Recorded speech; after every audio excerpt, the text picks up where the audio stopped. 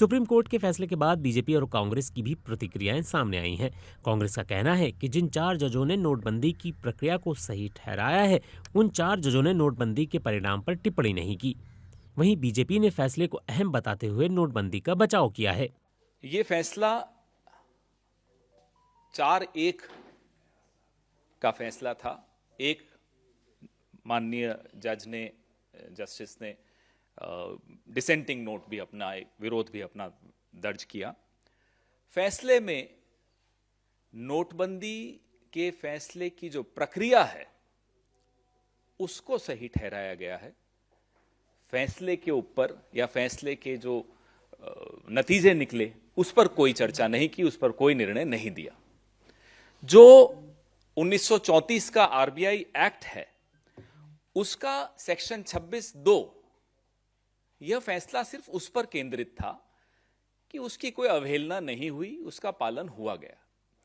अलावा इसके माननीय सर्वोच्च न्यायालय ने न इस पर कोई टिप्पणी की कि क्या नोटबंदी से आतंकवाद कम हुआ, क्या नोटबंदी से जो करेंसी सर्कुलेशन में थी, काला धन सर्कुलेशन में था, क्या वो कम हुआ। इस सब पर कहीं कोई एक शब्द भी इस निर्णय में नहीं है। तो यह कह देना कि माननीय सर्वोच्च न्यायालय ने नोटबंदी को सही ठहराया है, मुझे लगता है गलत होगा।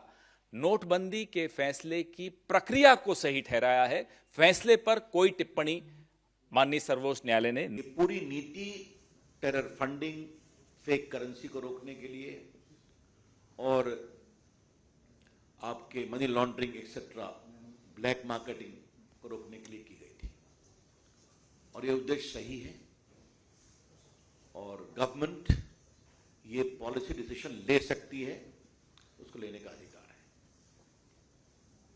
दूसरी बात जो कही गई थी कि आरबीआई से कोई कंसल्टेशन नहीं हुआ, बाकी नहीं हुआ, कोर्ट ने उसको भी रिजेक्ट किया और कहा कि आरबीआई से कंसल्टेशन हुआ था। स्वयं आरबीआई ने कोर्ट के सामने अपने वकील के द्वारा हुआ कि एक कंसल्टेशन हुआ था और कोर्ट ने यह भी कहा कि reserve bank of India act के सेक्शन 26(2) में का भी कोई वायलेशन नहीं है। ये इन सम एंड सब्सटेंस, और आपको मालूम है कि कोर्ट ने पूरे डिसीजन मेकिंग प्रोसेस को भी देखने की इच्छा जाहिर की थी, तो सील्ड कवर में वो भी दिया गया था।